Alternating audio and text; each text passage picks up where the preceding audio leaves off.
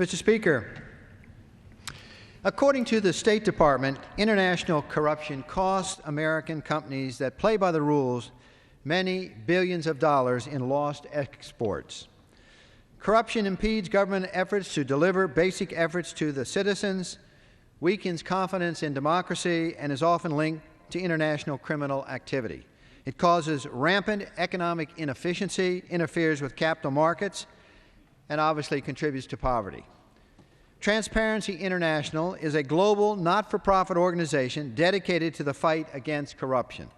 Transparency puts out annual reports on the state of corruption worldwide, trying to measure whether we are winning or losing that fight. This fight is a top priority for the U.S. Department of State, Justice, and Commerce. My colleagues, since 1979, the Organization for Economic Cooperation and Development, OECD, has had a convention against corruption and continues to see it as a top global priority.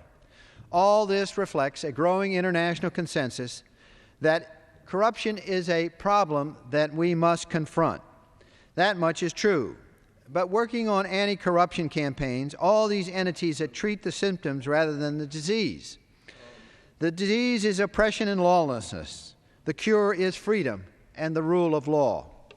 The annual Index of Economic Freedom, compiled by the Heritage Foundation and the Wall Street Journal, provides a simple framework for understanding how open countries are to competition.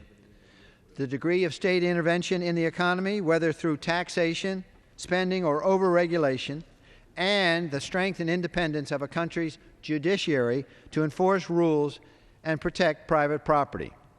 One of the indicators in the index is the size of a nation's informal or black market economy, which helps to measure this corruption. Charting the relationship between economic freedom and the size of the informal economy as a percentage of GDP, the Heritage Foundation found a positive correlation between these two factors. They reported, quote, as economic freedom vanishes, the informal economy takes a larger share of the GDP. The size of the informal economy in economically unfree and repressed economies is almost 3 times the size of the informal economy in free countries, and almost double the size of the informal economy in most free economies, end quote. The Heritage calculations demonstrate the perverse effect of economic repression on the moral behavior of simple, ordinary people and the continuation of the cycle of poverty that entraps them. Access to credit in most development countries is a key to a better standard of living. That access is incumbent upon proving income or property for which you need a formal job and legal title to that property. When it's difficult for people to invest in businesses, whether a corner grocery store or a major factory, formal jobs are hard to come by. Jobs can be more easily had in the informal economy, where small and medium entrepreneurs can negotiate salaries and benefits and tie them to performance. In cases like this, the government bureaucracy encumbers legal businesses, encouraging employers and employees to operate in the shadows. Without a formal job, you can still get credit if you have titled property to offer as collateral. But while Peruvian economist Hernando de Soto has said, most of the poorest people in the developing world own property, they face innumerable bureaucratic hurdles in order to actually title that property as their own.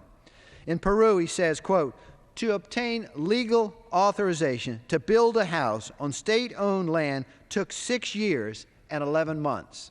To obtain a legal title for that property of land took 728 steps, end quote. Other countries are similarly ridiculous. In Egypt, it takes 77 steps in 31 government offices and anywhere from 6 to 14 years. In the Philippines, it takes 168 steps through 53 offices and anywhere from 13 to 25 years to get legal title to this property. An oppressive government system perpetuates the property of its citizens by making it impossible to claim that property rights and pursue legal employment. Equally important, the Heritage Foundation says that the resulting black market economy, quote, creates a culture of contempt for the law and fosters corruption and bribery in the public sector as a necessary mean to navigate the bureaucracy, end quote. So, Mr. Speaker, when those folks particularly talk about international elites taking on corruption, they see it as just one corporate scandal to be uncovered and think that will be that, and we can fix it. One more capitalistic crime, they call it, must be prosecuted. That's not it. That is not it at all. In reality, corruption indicates a simple lack of freedom and, more importantly, a consistent rule of law.